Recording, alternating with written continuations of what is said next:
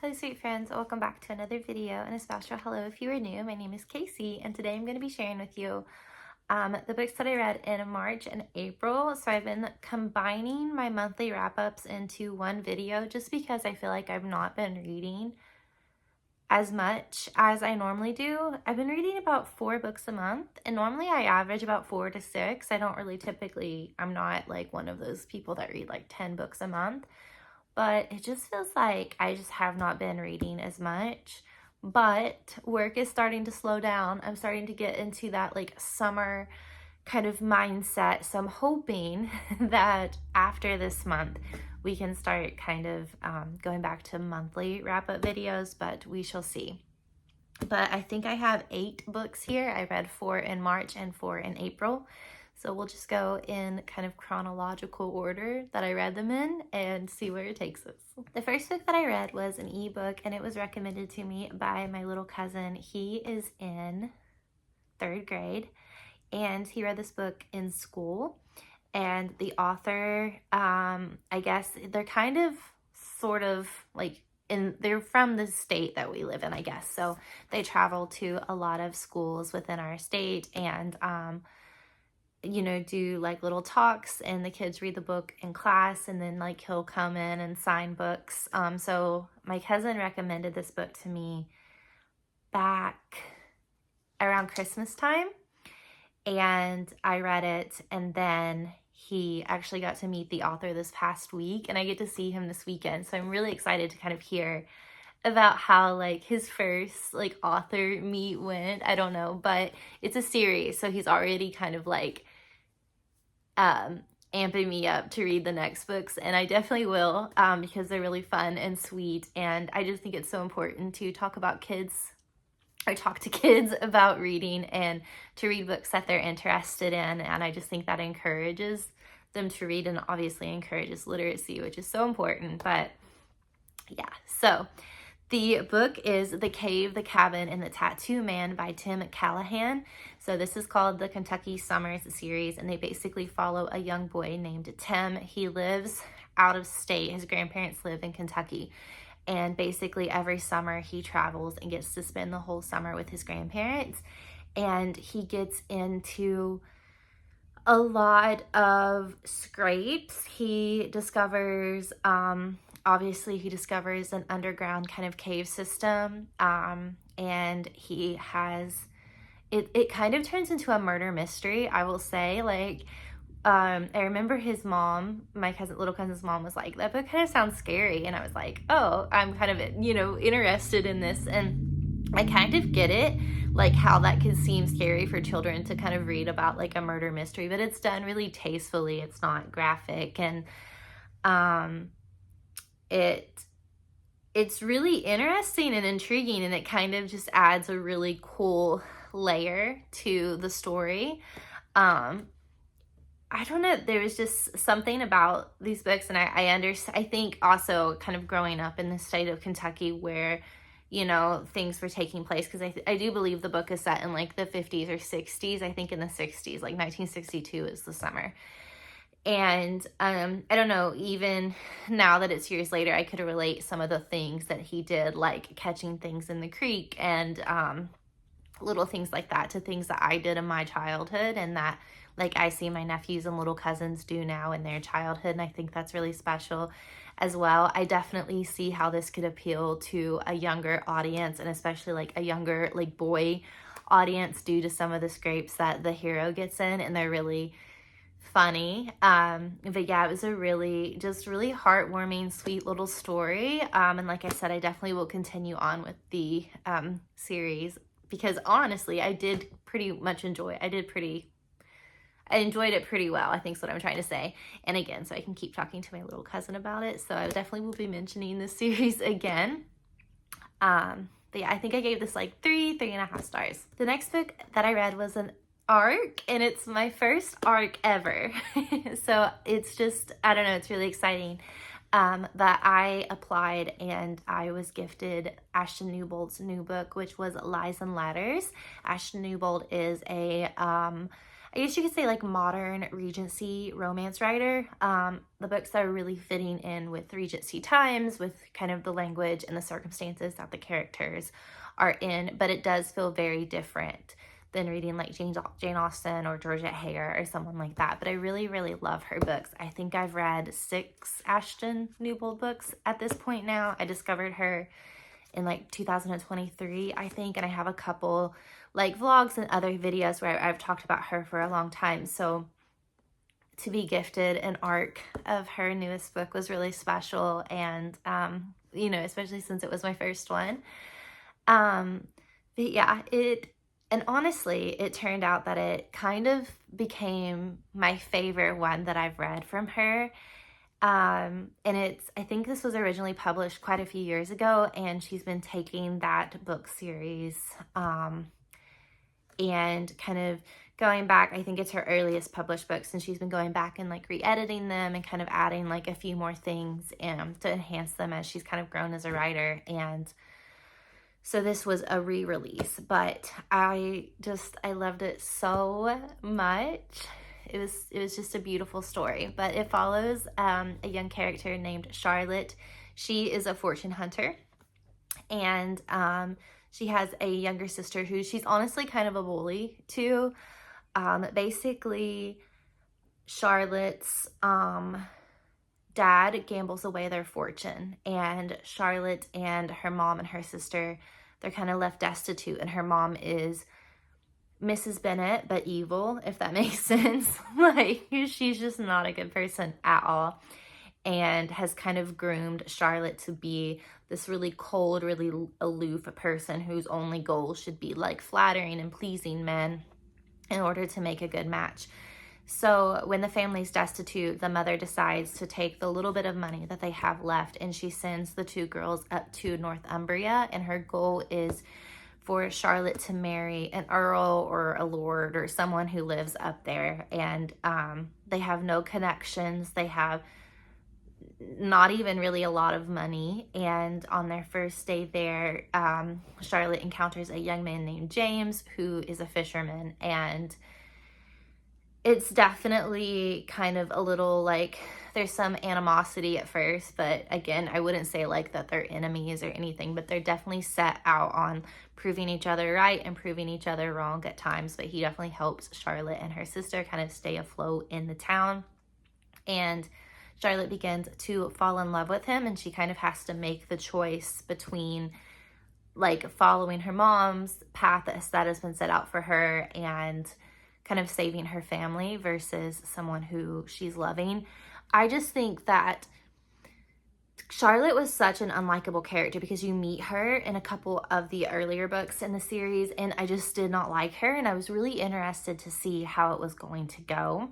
And I think the development of Charlotte's character was really beautiful, because it wasn't just like a switch was flipped and she was like this kind of really bad, selfish character. Now she's this really great, sweet, like totally opposite character. I just think that was done really well. And I think there's some really well thought out and really like beautiful symbolism in there. I don't know, there's just something in that like when there's like symbolism in books, it like tickles my brain so well. I just love that.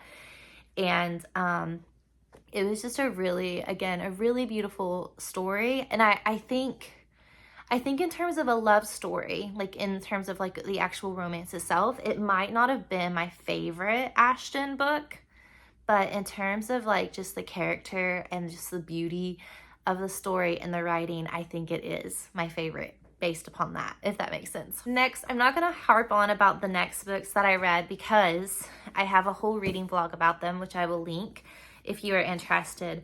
But I have been reading the Emma M. Lyon series. If you can see, it's kind of gapped out here, and that's because they're here to talk about in the book, or in the video. My life is a book, right? So that's okay. But I read the Unselected Journals of Emma M. Lyon, Volume 2, Volume 3, and Volume 4. So these are quite literally like journal entries of our character Emma, and they are just that's my birthday, by the way. That was cool. That was a cool flip. But they are just her experiences that she gets into in her neighborhood in London, and kind of the suitor, I wouldn't say suitors, but kind of the men in her life and her friends and her family, and just the scrapes that she gets into in Victorian London. I think in the past I've said that it was set during Regency times, but I think it's Victorian. But these books are just, they are laugh out loud funny. They are so heartfelt and heartbreaking at times that you just want to cry. Emma is just honestly one of the best characters I have ever read about in my entire life. I mean, she, like, I just adore her, and the things that she gets herself into, and I love it. So I feel like the second book was a really good kind of continuation of the first, like helping you get to know Emma's community, helping you get to know Emma, helping you get to know the kind of community around her. And then the third book is what like really hooks its teeth in you and just makes you love it, if that makes sense. Like, this one just kind of expands, and as you can see, they get thicker and thicker. Even like the ones I've not read yet, they get thicker and thicker as they go on. But it's just, this one really, really, really hooks you. And then the last one was actually pretty heartbreaking, and I feel like we're kind of getting into more emotional depth and kind of getting to know the less like whimsical and lovely side of Emma, but kind of getting to know some of like the darker parts of her soul, or like the sadder parts of her. I love the series. I genuinely cannot recommend it enough. If you've not read it, it's my favorite, and I definitely plan on doing reading vlogs for the next 4 books in the series. And then as more books come out, I did see where Beth Brower put like a picture of the manuscripts for volume 9 on Instagram, so hopefully that will come out this year, because I genuinely don't know how I will survive like having to wait for a new one. Like, it's so nice knowing that I'm only halfway and I've got, you know, half of the journey still to go. So I don't know how I will survive having to wait. It's just going to be awful, but I genuinely think I will probably just start them right back over, because they're so incredibly lovely. And I've heard that the audiobooks are amazing as well, so I might give those a listen to. Next, I read a duology. I read the Shepherd's King duology by Rachel Gillig. So I read One Dark Window and Two Twisted Crowns. I have kind of begun, I think last year especially, to have a love-hate relationship with romantasy.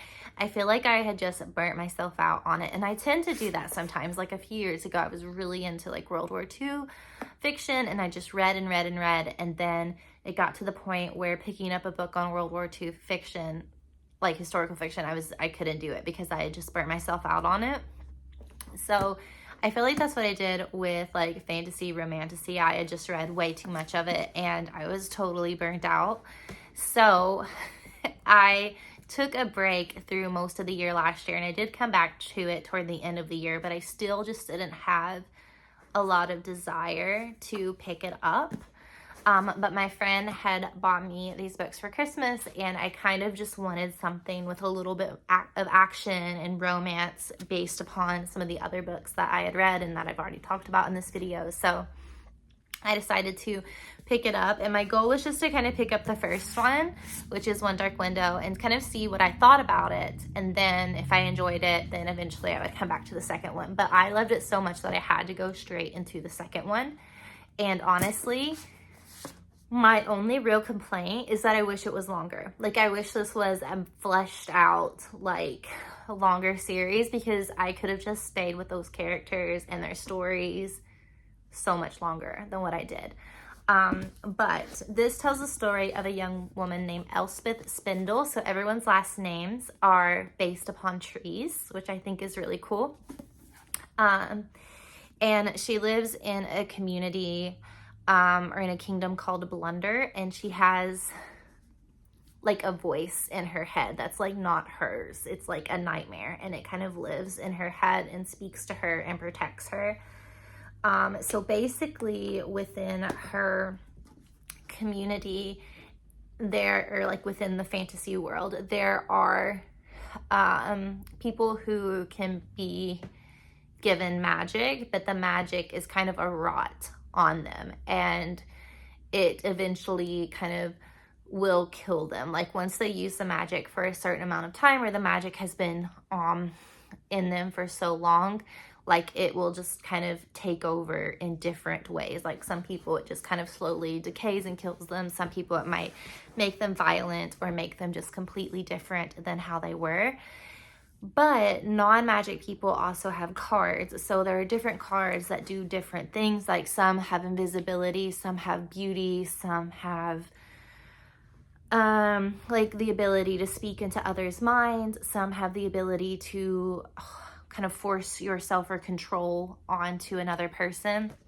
And so there are 12 of one set, 10 of one set, 9 of one set, yada yada. So basically years ago, this man called the Shepherd King, who was kind of the original king, who kind of created the community and created the cards, made a deal with the like kind of goddess of the woods or something like that.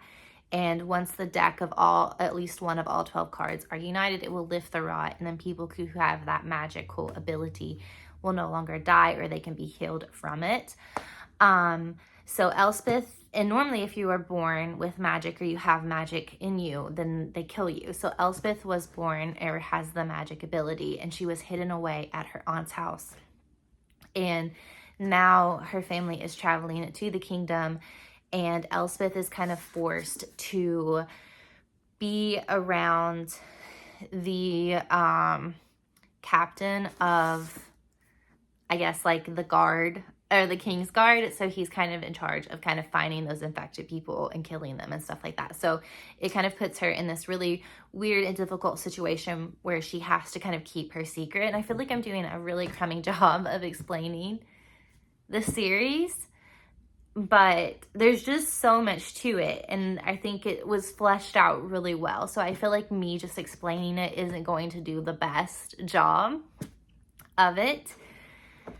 Yeah, I think, like I said, I think the magic system was just really cool, really unique, because it wasn't just a situation where certain people are given magic and certain people aren't, or, that there's a rot spreading the kingdom and this is how, like, the characters have to solve it or whatever. I think just the card system and the way that was, and kind of the ancient nightmare that Elspeth has in her head due to her touching one of the cards and her abilities versus somebody else who has, like, that kind of magical ability.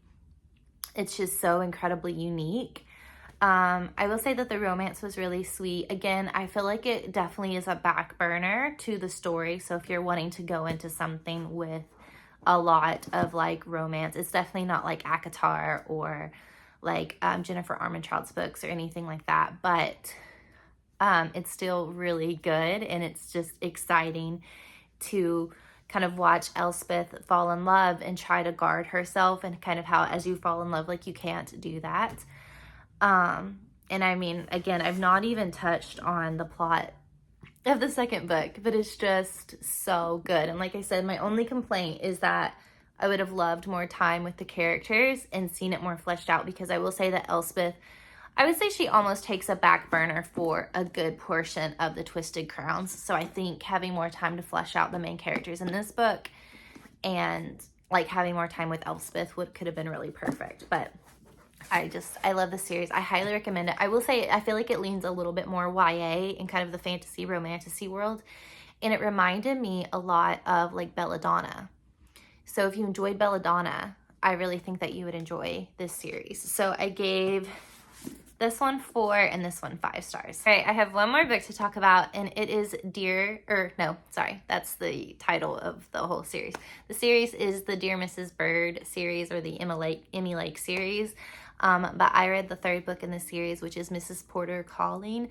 So Emmy Lake is a character, and it's set during World War II, and she works at a women's magazine, and she is their kind of advice columnist. So she takes all of these letters that are being written in from women around the country who are missing their husbands, who are widows, who are trying to help out with the war effort, to like young girls who have gotten with soldiers and are in a family way and don't know what to do. So she just kind of helps the women in Britain survive the war.